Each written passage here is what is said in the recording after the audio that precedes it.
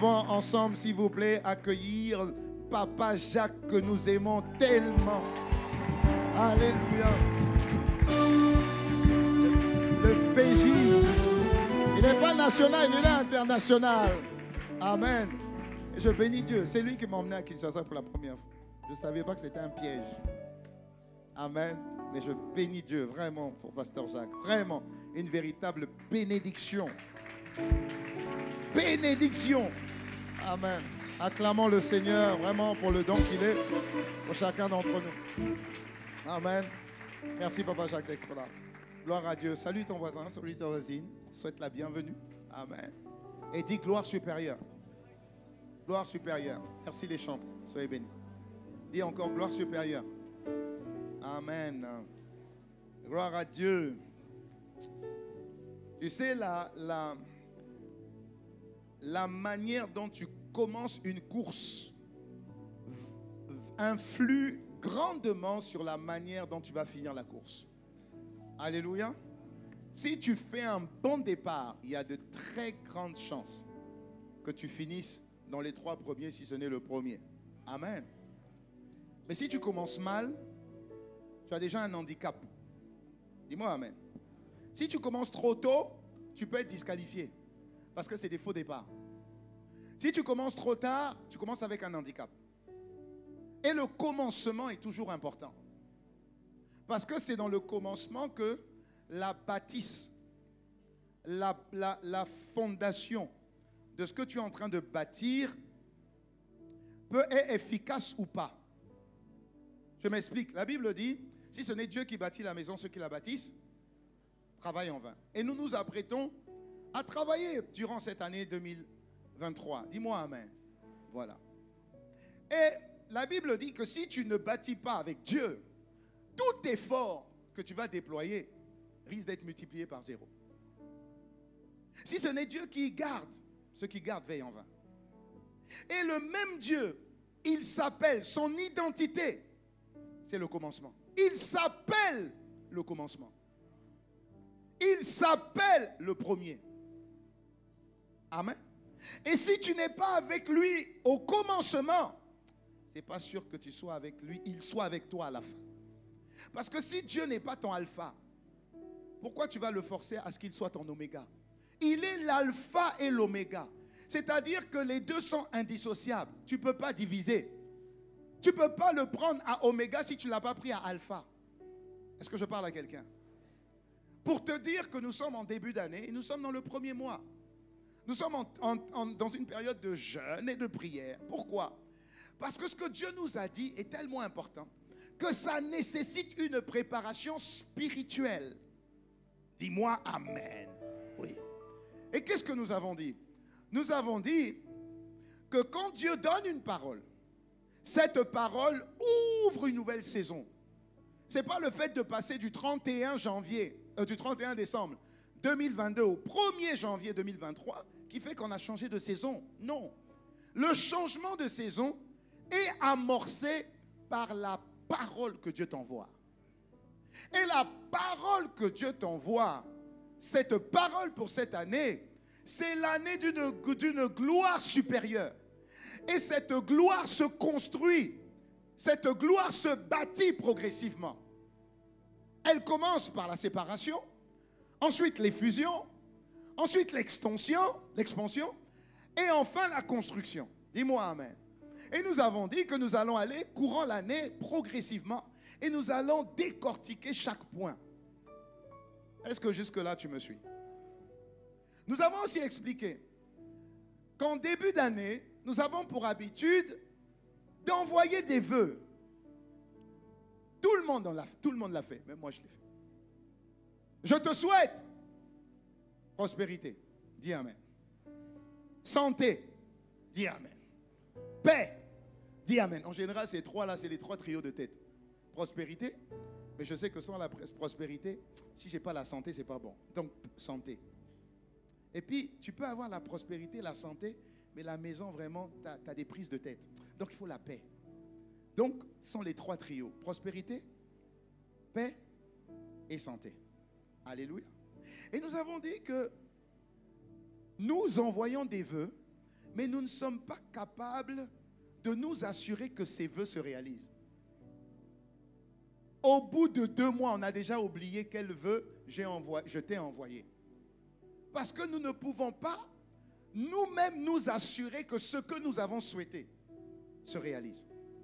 Or, il n'y en a qu'un qui est capable de réaliser ce qu'il a dit de toi et ce qu'il a dit de moi. Dis-moi Amen.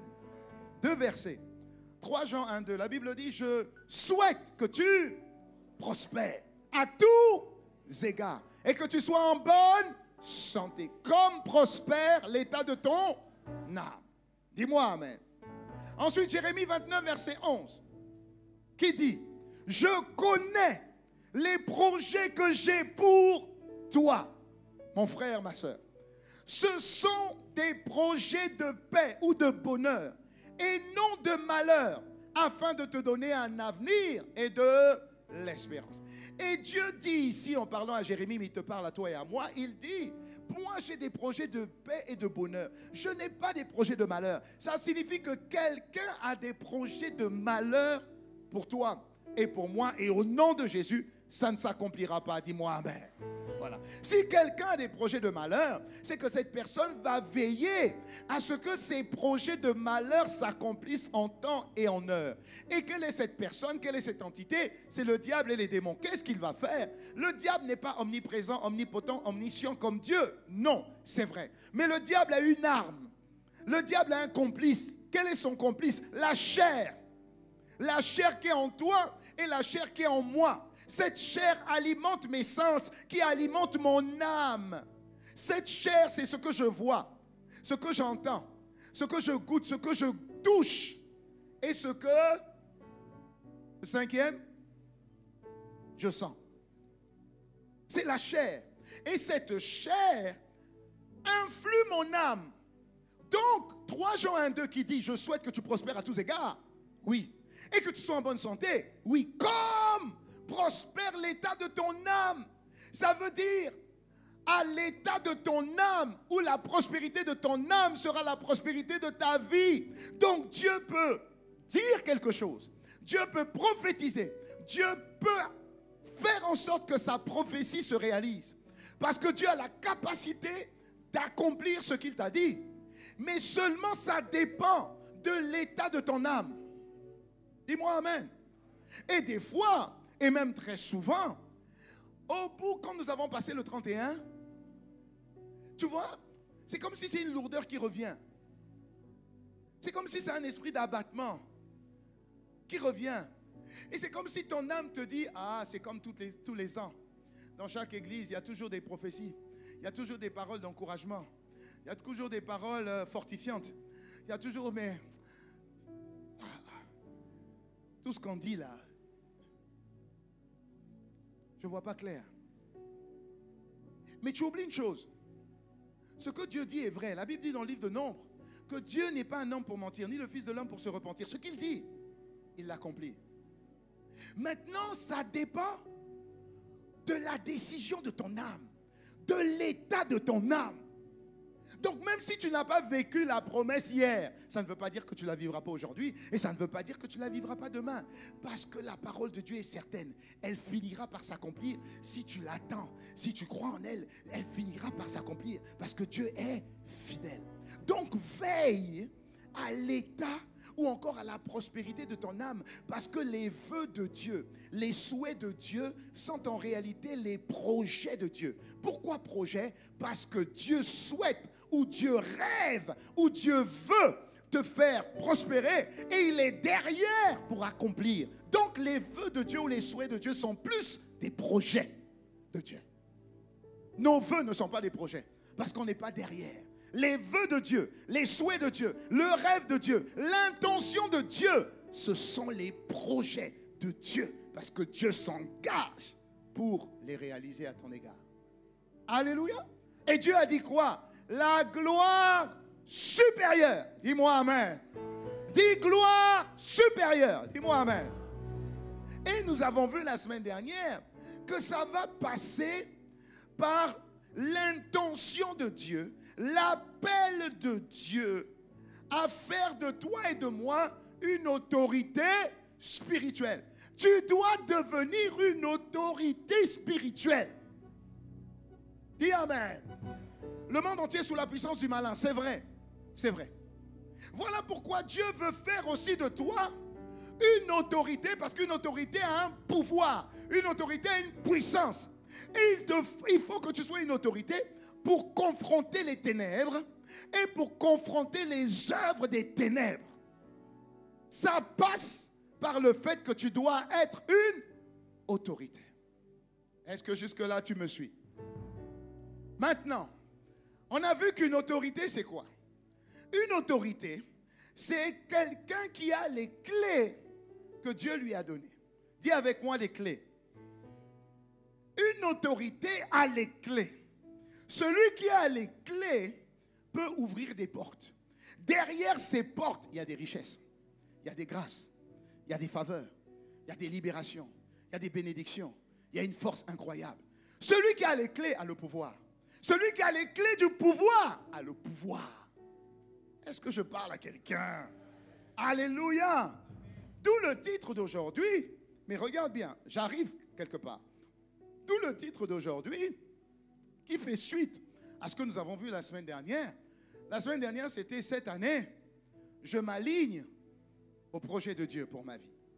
Alléluia. Le titre d'aujourd'hui, c'est 8 décisions pour apprendre pour que tu passes à un niveau supérieur. Pourquoi tu dois prendre des décisions? Pourquoi tu dois prendre des décisions? 8 décisions, dis 8 décisions. Je n'ai pas dit les 8 décisions parce qu'il n'y en a pas que 8. La révélation est progressive. Il peut y en avoir 12 demain, gloire à Dieu. Puis je crois même qu'il y en a plus. Mais c'est bien déjà de commencer avec 8. Dis-moi amen. Ok. 8 décisions à prendre pour passer à un niveau supérieur de gloire cette année. Parce qu'avec Dieu, nous allons de gloire en gloire. Donc 2023, un niveau de gloire supérieur nous attend. Maintenant, pourquoi les décisions? Nous avons dit que si on s'aligne sur les projets de Dieu, les souhaits de Dieu, ne confondez pas ce que Dieu a fait de vous naturellement, ça veut dire un serviteur et une servante de Dieu, que la fonction. Non, bien sûr on doit respecter les pasteurs, les honorer, c'est normal ça. Alléluia. Mais en qualité d'autorité, c'est Dieu qui donne l'autorité. Ça n'a rien à voir avec la fonction. Alléluia. Parce que la Bible dit, dans le livre de Jacques 5, verset 17, on parle de Élie. Et regarde bien ce qu'on dit sur Élie. La Bible dit que Élie pria avec instance pour qu'il ne plût point. Et il ne tomba point de pluie sur la terre pendant 3 ans et 6 mois. Mais on commence par dire, il était un homme de la même nature. Il n'avait pas de fonction particulière. Il n'avait pas fait, c'était pas quelqu'un de surnaturellement, particulièrement éloquent ou peu importe. Non, il a dit, il avait la même nature que toi et moi. Mais il avait quand même l'autorité de fermer le ciel et d'ouvrir le ciel. Donc je suis en train de te dire que Dieu veut donner l'autorité aux jeunes, aux femmes, aux hommes, aux vieux, aux moins vieux. Dieu veut donner l'autorité cette année à toi et à moi. Tu dois le comprendre. Maintenant, l'activation de cette autorité, c'est ta séparation. Tu dois te séparer. Et tu vas comprendre. Dans 2 Corinthiens 6, versets 14 à 18, la Bible dit, ne vous mettez pas avec les infidèles sous un joug étranger. Car quel rapport y a-t-il entre la justice et l'iniquité? Ou qu'y a-t-il de commun entre la lumière et les ténèbres? Verset 15, il dit, quel accord y a-t-il entre Christ et Bélial?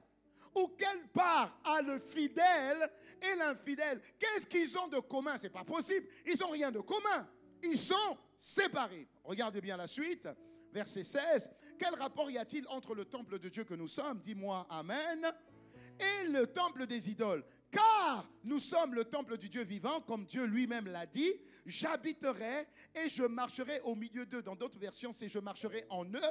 Je serai leur Dieu et ils seront mon peuple. Jusque-là, vous me suivez? Ok, on va au verset 17. Il dit, c'est pourquoi. Sortez du milieu d'eux. Séparez-vous dit le Seigneur.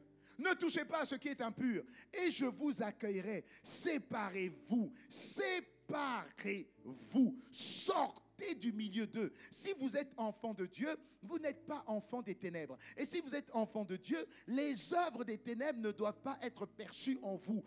Vous devez absolument vous séparer. Quand vous êtes devenu chrétien, vous êtes devenu chrétien totalement. Ça signifie que dans vos voitures, en bas là-bas, il n'y a pas un CD ou il n'y a pas une clé USB de Fali Pépé, de Coco. Il ne doit pas y avoir de ça. De Wera Wera.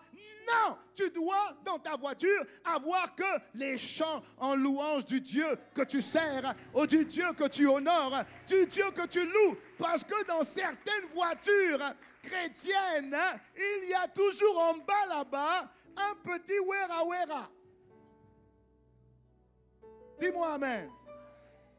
Dans ton beau salon, il y a toujours dans un coin un beau bar avec une collection de bouteilles. Si encore toutes les bouteilles sont fermées, non. Il y en a qui sont vidées à 3/4. Il y en a à moitié. Et quand le pasteur vient te visite, tu dis, ah, t'as un bon... t'as une belle table, hein? Enfin, t'as un bon... Et puis il dit, oui, pasteur, t'inquiète pas, c'est juste pour les amis. Dis clin d'œil. Non, clin d'œil. Bon, je sais que tu me vois. Fais seulement un clin d'œil. Je t'aime beaucoup. On est ensemble. Acclame le Seigneur, on est ensemble. Que quelqu'un me dise, merci Seigneur. Alléluia. T'inquiète pas, si c'est chez toi, c'est que c'est le voisin aussi, c'est pareil. Non, pasteur, c'est pas pour moi, c'est juste pour les amis. Ok. Toi, tu as des amis qui boivent ça. Et ils viennent chez toi. Ok, dis-moi un peu. Vous parlez de quoi? Vous parlez de quoi? Du message de dimanche dernier. Qu'est-ce que tu es en train de lui prêcher? La séparation? En lui servant son chivas. Dis non! Alléluia! Ça signifie qu'il y a même des amis dont tu dois te séparer. Dis-moi amen. Il y a des numéros. Pendant que je suis en train de prêcher, tu dis, à toi là, aujourd'hui tu es bloqué. Bon. Alléluia. Il y a des environnements où tu dois sortir. La Bible dit, séparez-vous, ne touchez pas à ce qui est impur. Et alors, je vous accueillerai pour faire de vous des autorités. Dieu a dit à Abraham, quitte ta maison, quitte ta patrie, quitte tes frères, quitte ton père. Pourquoi? Je vais faire de toi une autorité. Dieu ne peut pas faire de toi une autorité si tu ne quittes pas. C'est pas possible. C'est pas possible. Mon meilleur ami, c'est un païen. Ma meilleure amie, c'est une copine au boulot. Mais quand tu vois sa vie, quand tu vois comment elle s'habille, tu dis, ça c'est ta meilleure amie.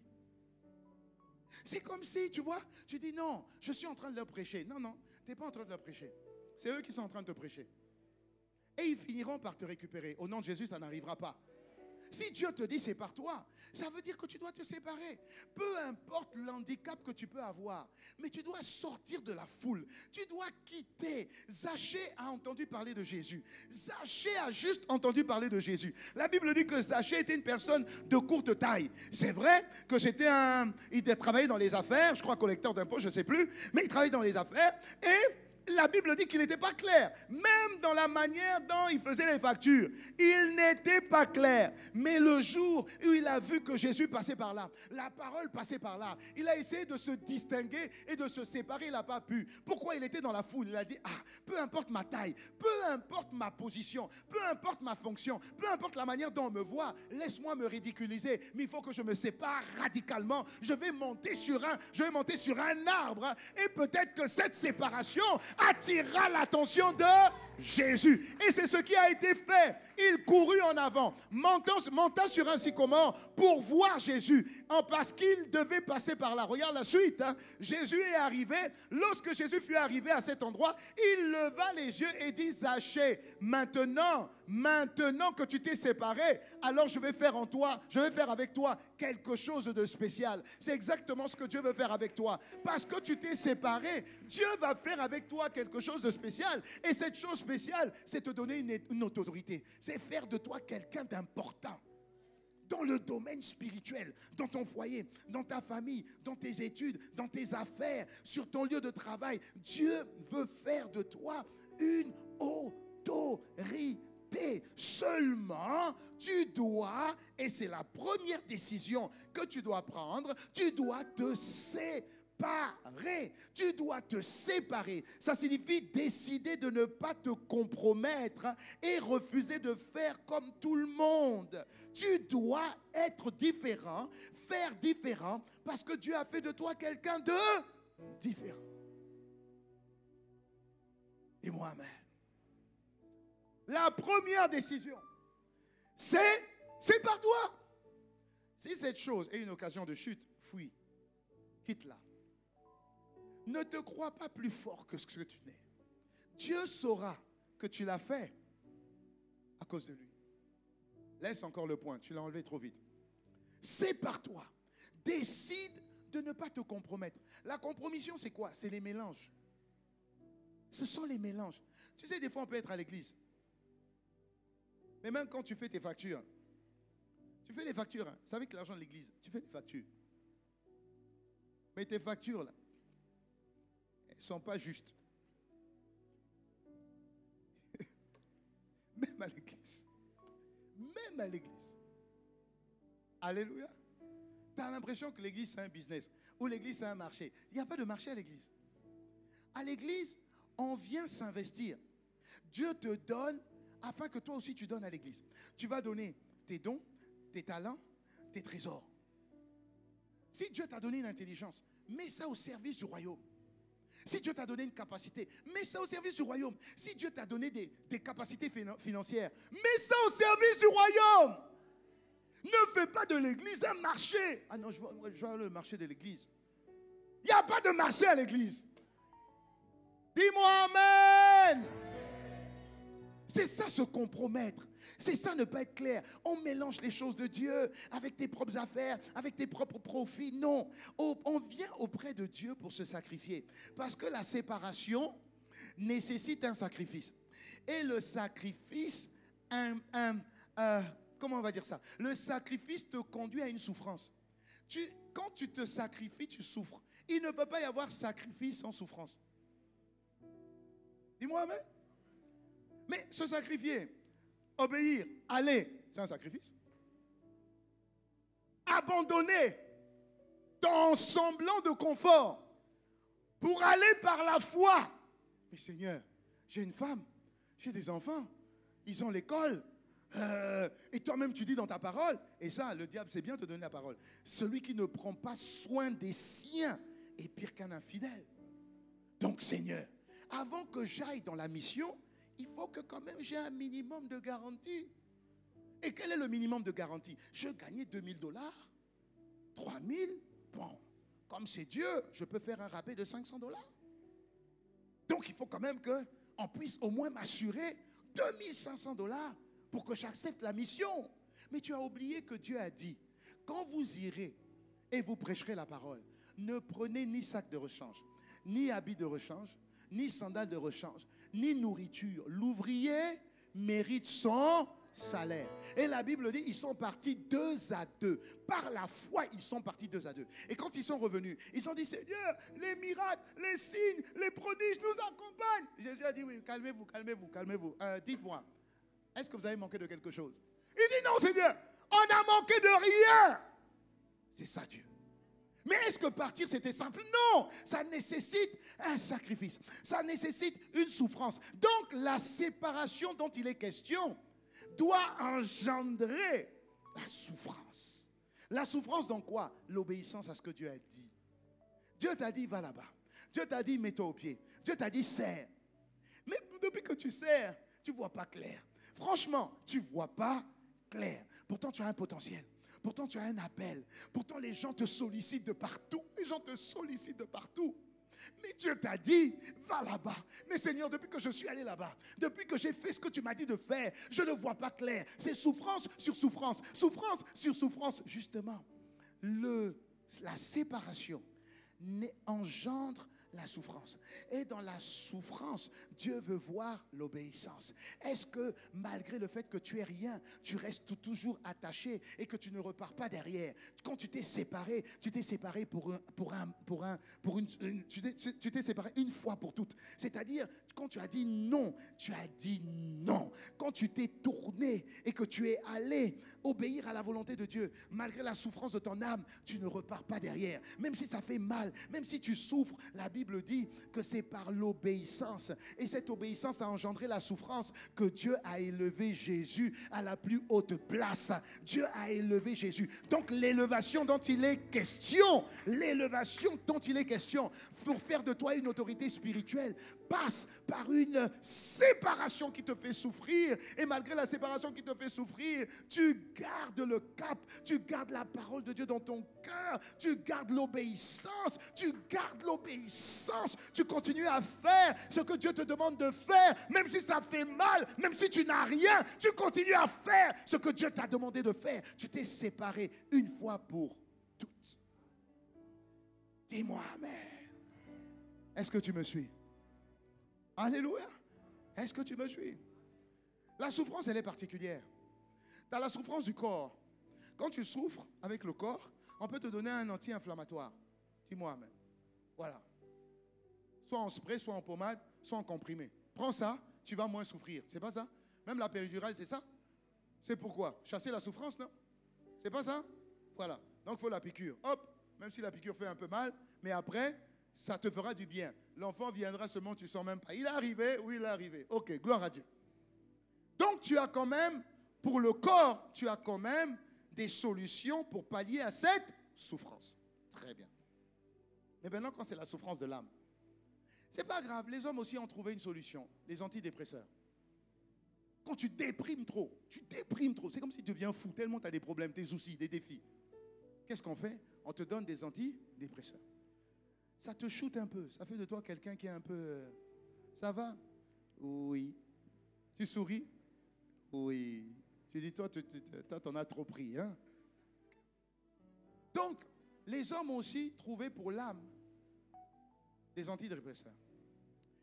Mais quand c'est le cœur qui est brisé, parce que quand Dieu te demande de faire quelque chose, au-delà de ton âme, là, c'est ton cœur qui est brisé. Ton cœur est brisé.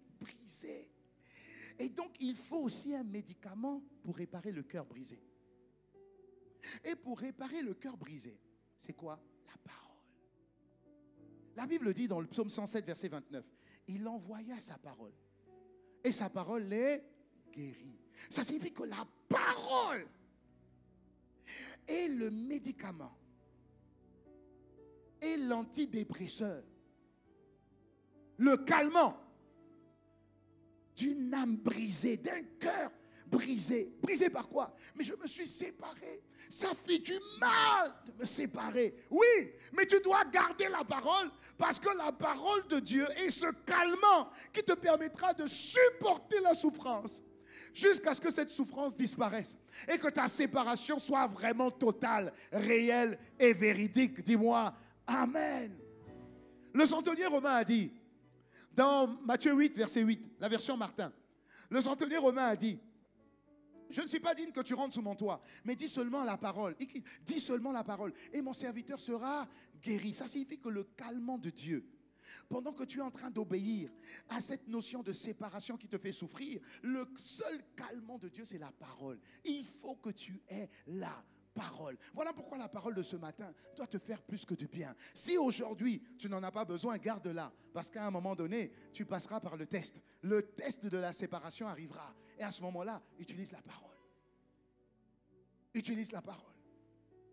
Est-ce que jusqu'à là, tu me suis?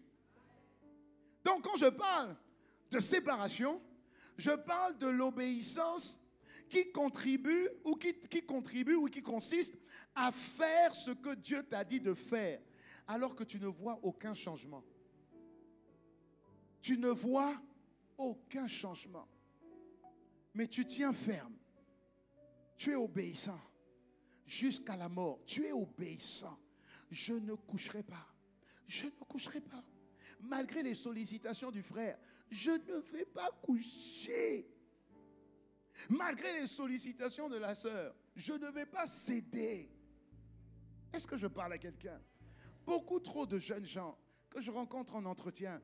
Pasteur, oui, ça va? Ah, pasteur, je viens avouer quelque chose. Qu'est-ce qu'il y a? Oh, je suis tombé. Mais c'est pas possible. Mais comment ça t'est tombé? Mais comment tu es tombé? Non, pasteur, voilà, c'est arrivé, je ne savais pas. Tu ne savais pas? Non, c'est arrivé. Tout à coup, soudain, sans avertir. C'est un peu ça, pasteur. J'ai dit, d'accord, décris-moi la scène. C'est-à-dire, pasteur, décris-moi la scène. Décris. Il s'est passé quoi? Tu habites où? J'habite chez mes parents. Et la sœur habite où? Chez ses parents. Ça s'est fait où? Chez les parents? Non. Très bien. Ça s'est passé comment? Ça s'est fait où? À l'hôtel. Très bien. Explique. Ah, pasteur. Non, explique. J'ai appelé la sœur. Très bien. Ensuite, je lui ai fait des compliments. Très bien. Ensuite, je lui dis qu'elle me manque. Oui, ensuite. Est-ce qu'on peut se voir? Oui, ensuite. Elle a dit où? Tu as dit à l'hôtel. Et ça t'a rien fait. Ça ne t'a rien fait. L'hôtel, c'est gratuit? Non. Tu as payé. Jusque-là, ça ne t'a rien fait. Ok. C'était à quel étage? Au deuxième. Quand tu es monté, il y avait l'ascenseur? Non. Quand tu montais les escaliers, jusque-là, ça ne t'a rien fait? Dis-moi amen. Compromission. Je suis à l'église. Chrétien. Serviteur. Je suis à l'église. Oui, mais pasteur, non, c'est parce que tu t'es pas séparé. Il y a des choses que tu aimes. Et comme tu aimes ces choses, tu ne présentes jamais ça devant le trône de grâce. Pour dire, Seigneur, il faut que tu m'aides pour ça. Parce que moi-même, je n'ai pas la force. Tu ne dis jamais ça. Et comme tu ne demandes pas à Dieu, Dieu ne peut pas séparer deux amis. Dieu ne peut pas séparer deux amis. Dieu ne sait pas que ce que tu désires te séparer, ce que tu supplies au plus profond de ton cœur. Je t'en supplie, Seigneur. Ma chair aime ça. Je me sens attiré par ça. Mais je n'aime pas ça. Je sais que ce n'est pas dans ta volonté. Et tu m'as dit que mon corps est le temple du Saint-Esprit. Seigneur, je t'en supplie. Tu as dit toi-même, ce n'est ni par la force, ni par la puissance, mais c'est par ton esprit. De moi-même, je n'y arriverai pas. De toute manière, tu as dit que devant ça, il faut que je fuis. Mais ça, j'ai été attiré par ça. Je t'en supplie, aide-moi. Je t'en supplie, aide-moi, aide-moi, aide-moi. Si tu ne le fais pas, tu n'auras jamais la capacité de fuir ça. La Bible dit, devant ça, il faut fuir. Il y a des choses, il faut fuir. Il ne faut pas discuter. Il faut fuir. Alléluia. Donc en réalité, tu viens à l'église et quand on en parle, tu te sens visé. Et quand on en parle, tu as l'impression qu'on parle de toi. Ah, on m'expose. Mais on ne t'expose pas. Dieu est en train de te révéler le mauvais système de pensée qui est dans ton cœur, qui alimente cette action et qui t'emmènera à refaire ce que tu n'aimes pas, mais ce que ton corps aime. Donc quand Dieu parle de ça, Dieu t'aime, parce que Dieu châtie celui qui l'aime. Donc si tu te sépares, c'est par toi. C'est par toi. Mais il faut que tu aies la parole. Il faut que cette parole te garde. Il faut que cette parole, quand l'envie va arriver, parce que c'est une personne que tu apprécies, parce que tu apprécies ses formes, tu apprécies son visage, tu apprécies sa voix. Donc c'est normal que plus tu parles avec elle, tard, mais plus tu as des pensées qui montent. Donc il faut que tu aies la parole pour dire, mes pensées doivent être saines dans le nom de Jésus. Mes pensées. Et donc tu vas avoir des images qui vont monter dans tes pensées, qui dit, tu vois, ils vont te suggérer des choses. Tu pourrais, tante, dis-lui comment elle est habillée. Dis-lui comment elle est habillée. Et toi aussi tu dis, tu es habillée comment là? Après il dit, non, je suis en pyjama. Ah, ok. Dis-lui, c'est un pyjama en culotte ou bien c'est une nuisette. Dis-lui.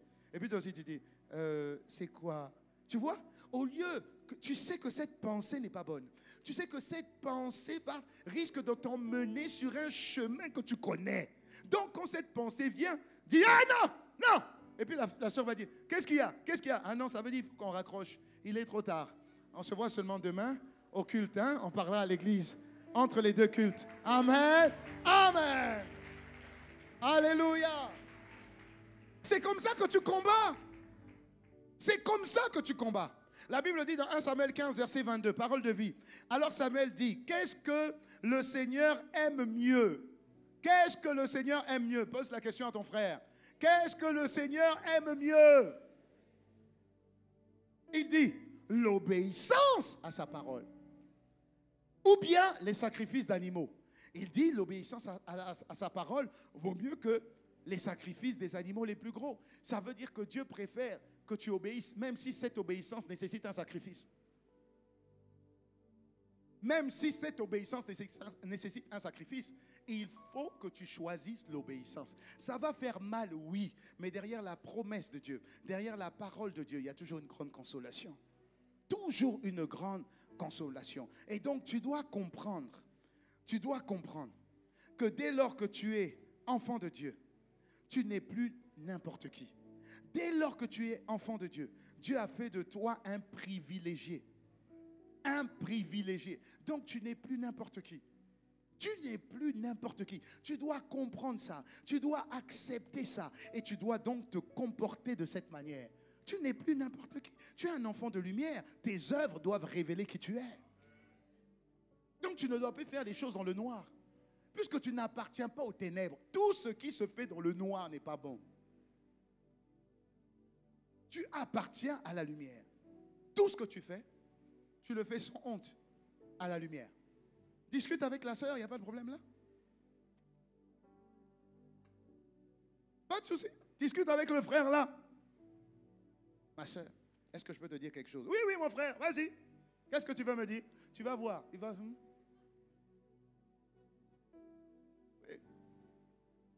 On n'a rien à cacher.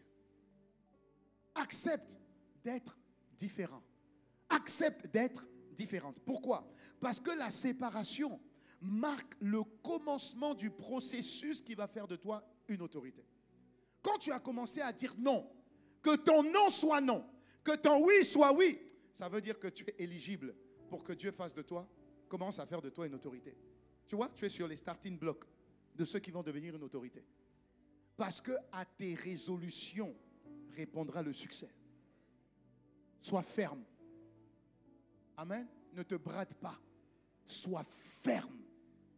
Sois entière. Sois fier de qui tu es. Sois fier d'être chrétien. Fier. Tu n'as pas besoin de le dire. Ce que tu es parlera plus. Donne amen et acclame le Seigneur et on continue. Amen. Dis encore avec moi séparation. Dis encore séparation. Donc, quand Dieu a parlé, il a dit cette année, il va faire de nous une autorité spirituelle parce qu'il nous emmène vers des gloires supérieures. Ce que Dieu dit est une prophétie. Maintenant, cette prophétie, toutes les prophéties ne s'accomplissent pas. Attention.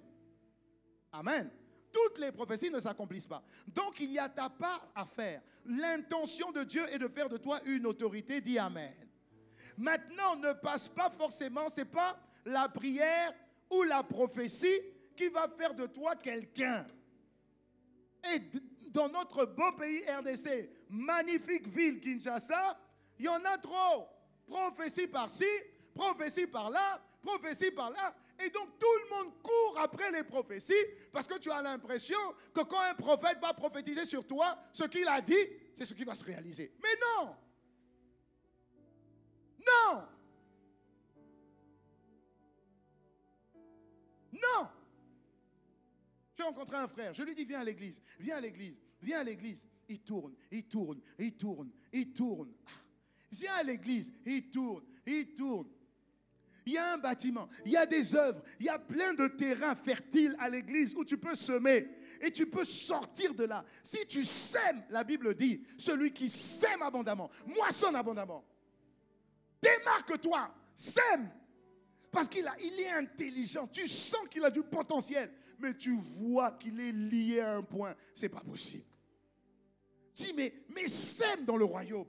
Démarque-toi, pose des actes, sépare-toi.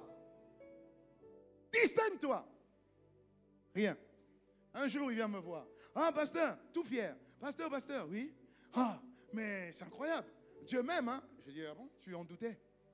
Il dit, non, mais j'étais devant un supermarché et il y a un monsieur qui est venu me voir. Il m'a vu. Et puis, il s'est mis à prophétiser sur moi. C'était un prophète. J'ai dit, ah bon? Qu'est-ce qu'il t'a dit? Il m'a dit qu'il y a une grande étoile sur moi. J'ai sourié déjà. J'ai hein? Et puis il a dit quoi?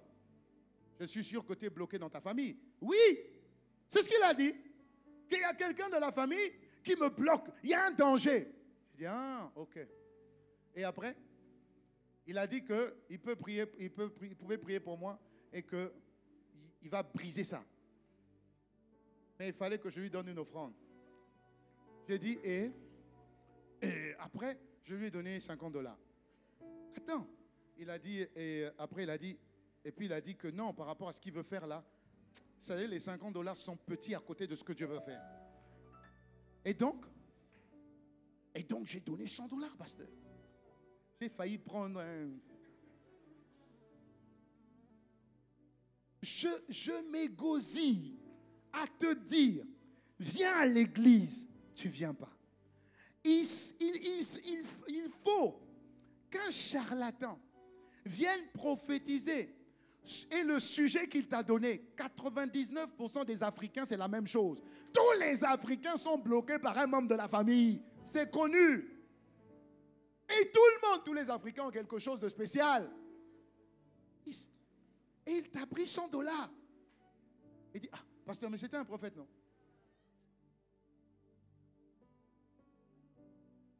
Non, mais on rigole. J'ai appris qu'il y avait quelque temps, il y avait un prophète qui venait ici, qui assistait au deuxième culte. Et à la fin, il se mettait à prophétiser sur les personnes de l'église. J'ai dit, Seigneur, qui viennent chez moi, s'il vous plaît, qui viennent chez moi. Pourquoi il ne vient pas chez moi? Ils disent, homme de Dieu, j'ai dit oui. Le pasteur m'a montré, je dis pasteur, Dieu m'a montré quelque chose sur vous. Moi aussi, je dis, oh, moi aussi, Dieu m'a montré quelque chose sur vous. Et puis il dit, bon, commence d'abord. Non, Dieu m'a montré que vous allez avoir un grand ministère. Mais moi, Dieu m'a montré que tu vas mourir. Non, mais...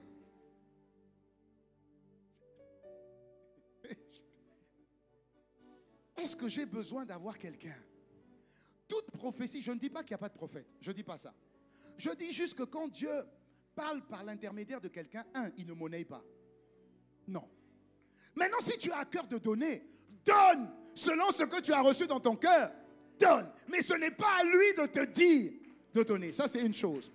Deuxième chose, quand Dieu va prophétiser sur toi, en général, il t'a déjà dit. C'est une preuve supplémentaire que Dieu est en train d'envoyer sur ta vie. Dis-moi Amen. Alors surtout à Impact Centre Chrétien, où on dit déjà, Dieu a dit qu'il te fait rentrer dans une gloire supérieure. Quelle est encore cette prophétie qui sera au-dessus de la gloire supérieure que Dieu a déjà déclarée sur ta vie? Est-ce que je parle à quelqu'un? Est-ce que je parle à quelqu'un? Maintenant, c'est sûr que tu vas être testé. Dis à ton voisin, tu vas être testé. Donc la souffrance de la séparation, c'est pour tester l'obéissance à la parole. Et soyons sincères, le test de la parole, on n'aime pas. Soyons sincères, le test de la parole, on n'aime pas. Parce que pour manifester un niveau supérieur d'autorité, tu seras testé par la sainteté. Maintenant, quand je te parle de la sainteté, attends, ce n'est pas juste la sainteté de ton corps, où je suis saint, mon corps est le temple du Saint-Esprit. Non, non, non, non. C'est beaucoup plus large que ça. Amen. Dis avec moi sainteté. Écoute-moi bien.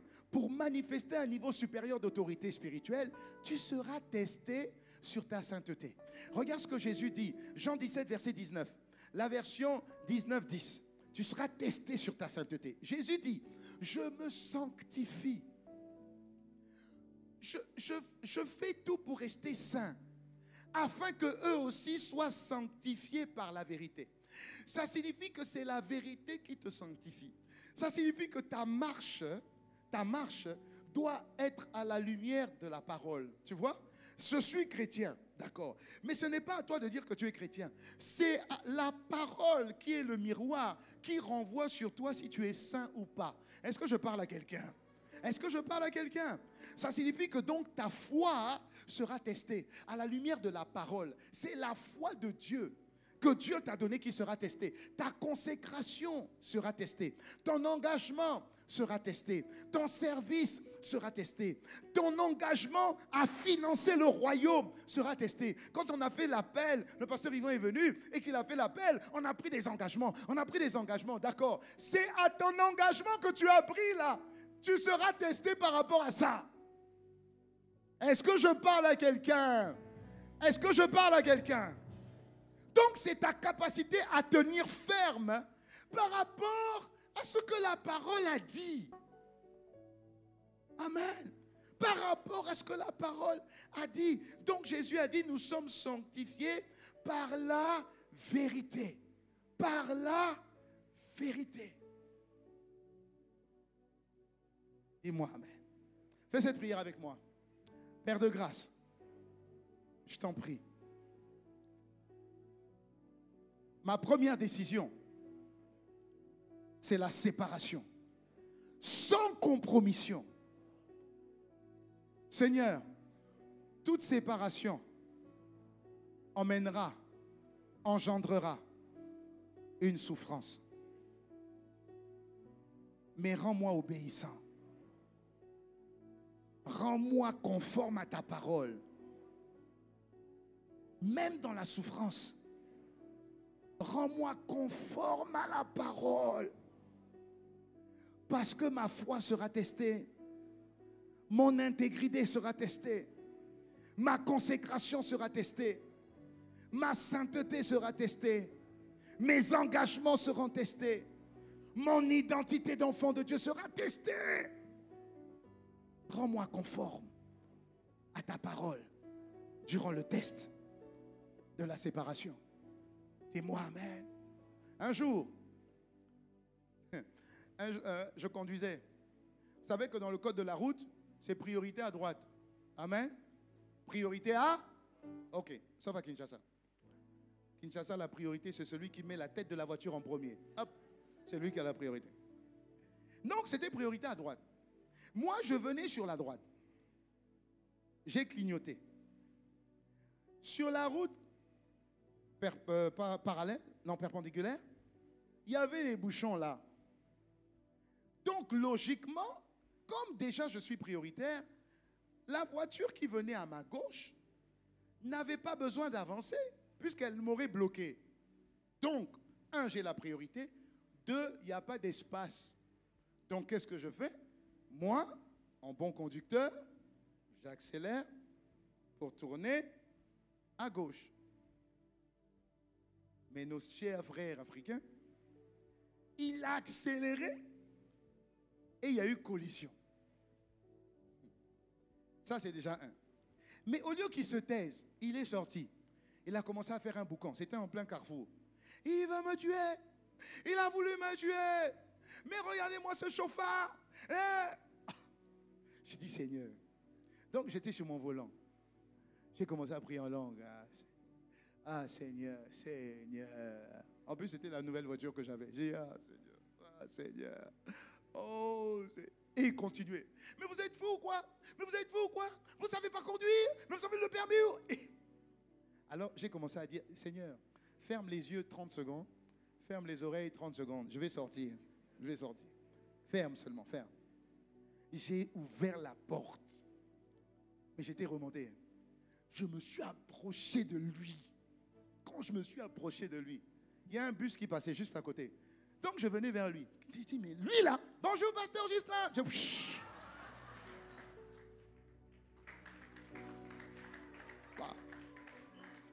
Juste quand j'allais enchaîner, dit, bonjour pasteur Gislain. Et puis c'était pas une personne. Bonjour pasteur, bonjour pasteur, bonjour pasteur. Qu'est-ce qui se passe? Donc tout de suite c'est... Je dis, ça va. Il dit, oh, pasteur, qu'est-ce qu'il y a? Je dis, non. Ça va? Je dis, non, tout va bien. Dieu fait grâce.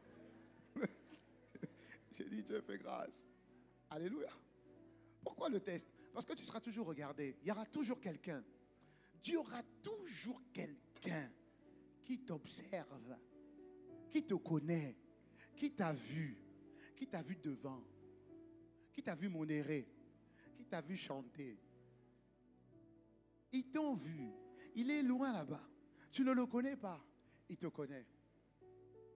Et la sainteté enfin, on va dire, ta séparation sera testée pour savoir si tu t'es vraiment séparé. Si ton cœur, là, est sain par rapport à la lumière de la parole. Tu vois? Si, je t'assure, tu le sauras. J'ai pris un avion une fois. Je crois qu'on devait être en mission. C'était loin, je ne me rappelle plus où. On était dans c'est un Antonov.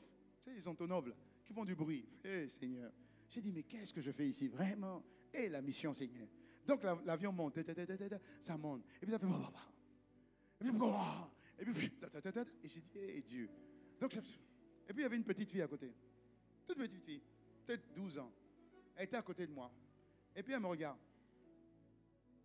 Vous voyez les gens, des fois, quand ils sont sur l'avion, ils font comme ça, non? Et puis elle me regarde. Elle dit, vous êtes pasteur Ghislain de ICC. Ouh. J'ai relevé ma main. J'ai dit, oui. Maintenant, l'avion faisait comme ça. J'ai dit, nul et sans effet. Alléluia. Amen. Dieu fait des clins d'œil comme ça. Juste pour te dire qu'en réalité, c'est pour quelqu'un qui se sépare. En réalité, sa vie n'est plus sa vie. Sa vie appartient à Dieu totalement. Soit tu te sépares à 100%, soit tu ne te sépares pas. Soit tu es chaud, soit tu es froid. Si tu es tiède, Dieu te considère comme froid. Alléluia. Donc ta séparation, elle passera forcément par un test. Et ce test, il y aura toujours un jury que tu ne connais pas qui seront là pour observer et voir comment tu réagis, voir comment tu parles, voir comment tu te comportes. Est-ce que quelqu'un me suit? Est-ce que je parle à quelqu'un? Acclame le Seigneur et puis on continue. Amen. Tu seras toujours testé. Toujours. C'est pourquoi tu ne peux pas faire les choses dans l'ombre. Tu vas flirter là-bas, on va te voir. Tu vas flirter là-bas, on va te voir. C'est terrible, hein? Dimanche dernier, j'ai voulu manger africain. Donc, je suis allé dans un restaurant africain. On m'a emmené dans un restaurant africain vraiment... Un restaurant Namboka, là, vraiment, les restaurants africains. Je voulais manger un bon plat africain. Je rentre dans le restaurant. Mais vraiment, pour trouver le restaurant, il faut être fort. Hein. Mais on m'a emmené là-bas. Donc, je suis arrivé avec Pasteur Christian. On allait manger le restaurant africain. Dès que j'ai rentré, j'ai vu un frère. J'ai dit, yeah, frère, qu'est-ce que tu fais là? À table avec qui? Donc, il ne pouvait pas imaginer que le pasteur pouvait être à cette heure-là au restaurant là-bas. Il ne pouvait pas. Il était dans un coin. Ni vu. Il y a toujours quelqu'un qui te... Et qui te acclame le Seigneur. Toujours. Toujours. J'étais avec Pasteur Christian. Donc on allait manger. Le frère était gêné. Bon, je vais partir. Déjà? Tu seras testé. Quand tu te sépares, sépare-toi pour le bon. Tu vas perdre, oui, mais regarde ce que tu vas gagner. Alléluia. Parce que quand on est trop un pied dedans, un pied derrière, c'est que des fois, il y a beaucoup de chrétiens qui regrettent leur vie passée. Quand on leur dit quel témoignage tu as, tu réfléchis. Quand on leur dit, raconte un peu comment était ta vie passée, même quand il raconte, tu sens que lui-même, hein, il est content. Tu sais, moi, je ne blague pas. Hein. Tu sais qu'il est heureux de raconter sa vie passée. Au lieu d'avoir le cœur brisé pour dire, Seigneur, j'avais une vie sale. Les boîtes de nuit, là, ça n'apporte rien. Lui, non. Quand j'étais en boîte de nuit, mon frère, ma soeur, aujourd'hui, c'est parce qu'on est en Christ. Hein. Avant, ça c'est quel témoignage? Sépare-toi. Je dis sépare-toi au nom de Jésus. Amen. Et la dernière chose sur la séparation, c'est que l'accroissement de l'autorité, parce qu'on est en train de parler d'autorité, l'accroissement de l'autorité dépend aussi de comment tu traites les autorités établies dans ta vie. Amen. J'ai dit que quand tu te sépares, forcément tu vas être testé. Amen. Tu vas être testé. Ça, c'est clair, tu vas être testé. Tu vas être testé sur ton comportement. Tu vas être testé sur ta parole. Tu vas être testé par rapport à ce que tu dis de toi. C'est vrai. Tu vas être testé par rapport à la vérité de la parole. La vérité. C'est la parole qui va te juger. Tu vas être testé par rapport à ça. Parce que quand tu trafiques les factures, l'Esprit de Dieu est là. Tes frères en Christ ne sont pas là. Mais Dieu est là et Dieu te voit. Donc tu vas être testé. Et quelqu'un te verra toujours. Et Dieu va toujours te révéler à un moment donné. Ou te dévoiler. Ça ne nous arrivera jamais au nom de Jésus. Et ensuite, l'accroissement dont il est question dépend aussi de comment tu traites les autorités établies sur ta vie. Et je vais vous raconter l'histoire, je finirai avec ça, l'histoire de David. David et Saül. Dieu a oint David à la place de Saül. Ensuite, à un moment donné, il s'est passé quoi? Saül a récupéré dans ses rangs David. Et les femmes ont commencé à chanter les louanges du roi Saül et les louanges de David, en disant, Saül en a tué 1000, David en a tué 10 000. La jalousie est commencée dans le cœur de Saül. Et dès cet instant, Saül a voulu tuer David. Amen? Très bien. Donc, regardez maintenant ce qui se passe. 1 Samuel 28, versets 7 à 12. David et Abishai allèrent de nuit vers le peuple, et voici, Saül était couché et dormait au milieu du camp. Sa lance était fixée en terre à son chevet. Abner et le peuple étaient couchés autour de lui, ça veut dire sa garde rapprochée et toute son armée. Abishai dit à David, Dieu, livre aujourd'hui ton ennemi entre tes mains. Laisse-moi, je te prie, frapper de ma lance et le clouer en terre d'un seul coup pour que je n'ai pas à y revenir. Donc laisse-moi le tuer d'un coup. Et comme ça, on s'en sépare. Okay. Mais David dit à Abishai, ne le détruis pas, car qui pourrait impunément porter la main sur loin de l'Éternel? Mais oui, mais David, il te cherche. Il veut te tuer. En plus de ça, ce n'est plus loin. C'est toi qui as été oint. Dieu t'a choisi. Tu n'as rien fait. Il te cherche, il veut te tuer. Et Dieu te le livre. C'est Dieu qui te donne cette opportunité. C'est Dieu. Vas-y. David dit, l'Éternel est vivant. Et c'est à l'Éternel seul de le frapper. Soit que son jour vienne et qu'il meure, soit qu'il descende sur un champ de bataille et qu'il y périsse. Ah, David, ça c'est quel cœur. Loin de moi par l'Éternel, de porter la main sur loin de l'Éternel. Prends seulement la lance qui est à son chevet avec la cruche d'eau et allons-nous-en. David. Déchire-le. C'est Dieu. David dit non. Voilà la suite, verset 12. David prit donc la lance et la cruche d'eau qui était au chevet de Saül et ils s'en allèrent. Personne ne les vit, ni ne s'aperçut de rien. Et personne ne se réveilla. Regardez bien, chose étrange, hein? Car ils dormaient tous d'un profond sommeil dans lequel l'Éternel lui-même les avait plongés. Toute l'armée, tu t'imagines, toute l'armée dort. Je viens, je prends et puis je sors sans problème.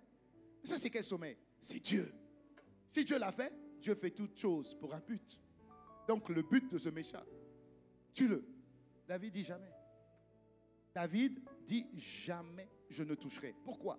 David savait qu'il y a une parole qui dit que personne ne touche à mes oins et qu'on ne fasse pas du mal à mes serviteurs.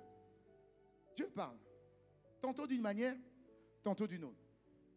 David savait que c'est Dieu qui établit et que c'est Dieu qui destitue. Ce n'est pas à moi de le faire. Mon rôle, c'est de respecter l'autorité. Si je dois me séparer de l'autorité comme David l'a fait, je me sépare de l'autorité. Mais jamais je ne vais parler du mal de l'autorité. Jamais je ne vais critiquer l'autorité. Jamais que je ne vais mettre la main sur l'autorité. Jamais je vais colporter pour prendre la place de l'autorité. Jamais, jamais, jamais. Même si j'ai plus d'onction, même si je prêche mieux, même si j'ai plus de miracles, jamais je ne vais me retourner vers le père de la maison. Jamais, jamais, jamais. Et c'est comme ça que la plupart des églises, malheureusement, se disloquent comme ça. Ils prêchent mieux, plus de miracles, plus de prophéties, et donc il a l'impression que l'onction a fait de lui une autorité. Et donc, comme soi-disant il est devenu une autorité, il peut partir, fonder son église, et il emmène la moitié de l'église. Ça ne nous arrivera jamais au nom de Jésus. Pourquoi? David dit, je ne toucherai jamais à loin. Si c'est Dieu qui l'a établi, c'est Dieu qui va l'enlever. Je ne le critiquerai pas. Parce qu'en critiquant le choix de Dieu, je critique celui qui l'a établi. Oh! Donc je ne critique pas. Je ne critique pas. L'accroissement de l'autorité, le fait que Dieu fasse de toi une autorité, dépend de la manière dont toi aussi tu traites les autorités qui sont devant toi. Qui sont ces autorités? Qui sont ces autorités? Un, ton grand frère est une autorité. Tes parents sont une autorité. Ton responsable au travail est une autorité. Ton pasteur, bien sûr, est une autorité. Mais nos frères de la sécurité, ce sont des autorités aussi. Quand il dit de garer ta voiture, tu ne rentres pas. Non. Garde-toi là. Toi, tu dis, ah, on me connaît. Puis tu rentres. C'est une autorité. La sœur de l'accueil est une autorité. Celle qui te place, elle est une autorité. Quand elle te dit bonjour, dis-lui bonjour. Parce que c'est une autorité. Dis-moi amen. Si elle te dit mets-toi là, toi tu dis non, je me mets là. C'est une autorité. Parce que toute autorité vient de Dieu. Dis-moi amen. Oui, les autorités, ce n'est pas seulement les pasteurs. Et encore, c'est un pasteur, on est devant Pasteur Jacques. À la fin, on dit oh Pasteur Jacques, oh Pasteur Jacques, oh Pasteur Jacques. Oui, ce n'est pas honorer des lèvres. C'est honorer du cœur. Pasteur Jacques ne verra pas. Pasteur Jacques ou Pasteur Justin ne va pas percevoir. Mais Dieu qui a établi l'autorité va percevoir. C'est Dieu qui veut t'élever. Si Dieu voit déjà que tu critiques une autorité établie par lui-même, c'est-à-dire que ton élection pour faire de toi une autorité est bannie. Mais ça ne nous arrivera pas au nom puissant de Jésus. Pourquoi? Dieu nous donne cette parole. Si vous savez ces choses, vous êtes heureux, à condition que vous les pratiquiez. Oui, décision. La première, on finit avec ça aujourd'hui. C'est uniquement, c'est par toi. C'est par toi. C'est par toi. Décide à partir de maintenant. Ne te compromets plus. Tu signais de fausses factures, arrête ça. Pour avoir une promotion, on t'a dit, couche, arrête ça. Parce que maintenant, c'est même plus les femmes, c'est les hommes aussi. Maintenant, la mode, c'est maintenant homme avec homme. C'est ça qui a plus de valeur. Tu veux rentrer ici? Fais ça. Non. Ne te compromets pas. À quoi cela te servirait de perdre ton âme? D'être acclamé des hommes et de perdre ton âme? Si Dieu te dit c'est par toi, c'est par toi. Il y a une personne avec qui tu marches. Ce n'est pas la bonne personne. Dieu te l'a montré une fois, 2 fois, 3 fois. Ce n'est pas la bonne personne. Tu as peut-être la pression de la famille. Parce qu'il a une bonne position. Parce qu'il a de l'argent. Oui, mais il a déjà des enfants avec des femmes différentes. Et la femme avec qui il est, cette personne-là n'est pas encore divorcée, peut-être. Tu vois que sa vie n'est pas claire. Mais toi, tu vois seulement les avantages. Tu vas sortir de la maison parce qu'il t'a promis une maison. Il t'a promis de t'épouser. Papa, ne va pas là-bas. Ne va pas là-bas. Vaut mieux être seul, comme on dit souvent. Très bien, que être mal accompagné. Si Dieu nous parle de séparation, c'est que pour chacune de nos vies, dans un domaine particulier, il faut qu'on se sépare. Il y en a d'autres. Sépare-toi de ce téléphone. Il y a trop de notifications qui t'envoient des choses pornographiques. Jette le téléphone là, tu vas en acheter un autre. Si tu n'as pas d'argent, ce n'est pas grave. Quelqu'un va t'offrir un nouveau téléphone. Il y a des numéros de téléphone que tu dois zapper. Là, effacer. Tu dois le faire. Quand Dieu parle, soyons prompts à écouter, à obéir. Que le nom du Seigneur soit béni ce matin. Acclamons le nom du Seigneur. Amen. Est-ce qu'on peut se lever, acclamer le Seigneur? Gloire à Dieu qui nous emmène étape après étape. C'est la première décision que nous nous engageons à prendre. La première décision est la séparation. Faisons cette prière ensemble. Père de grâce, nous avons entendu ta parole. Il est écrit, si nous savons ces choses, nous sommes heureux, à condition que nous les pratiquions. Accorde-nous la grâce de ne pas être des auditeurs oublieux, jamais.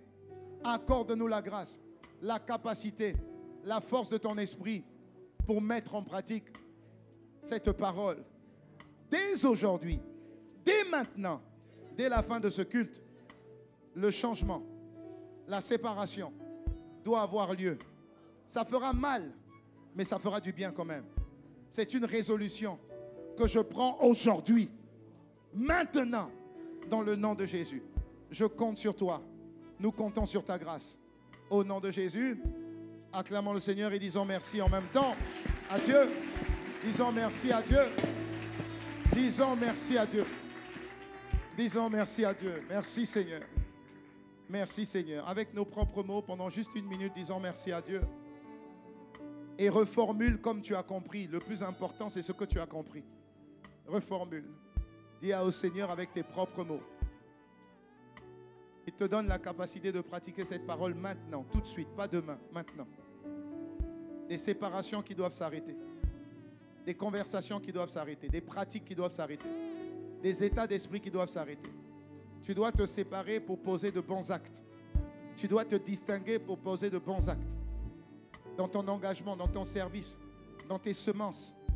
Tu dois te distinguer de la foule. Dieu n'élève pas une foule. Dieu élève des personnes qui se séparent. Merci Seigneur. Merci Seigneur. Avant de clôturer ce culte, je voudrais donner l'opportunité à quelqu'un de recevoir Jésus dans son cœur. Recevoir Jésus dans ton cœur, c'est recevoir dans ta vie l'autorité des autorités. C'est lui qui est capable de faire de toi une autorité. L'autorité commence quand tu reçois Jésus dans ton cœur. Donc peu importe ce que tu as fait hier, Dieu aujourd'hui veut recommencer une nouvelle vie avec toi. Elle ira vite, elle ira de manière croissante, mais à condition que toi-même tu ouvres ton cœur et que tu reçoives Jésus. Si c'est ton cas, et je crois que c'est ton cas, nous sommes en début d'année, c'est le bon moment pour le faire. Si tu veux te réconcilier avec Jésus, si tu veux accepter Jésus dans ton cœur, mets ta main droite sur ton cœur et lève ta main gauche et tu vas répéter cette prière avec moi. L'Église va répéter cette prière avec moi. Juste la main droite sur ton cœur et la main gauche levée.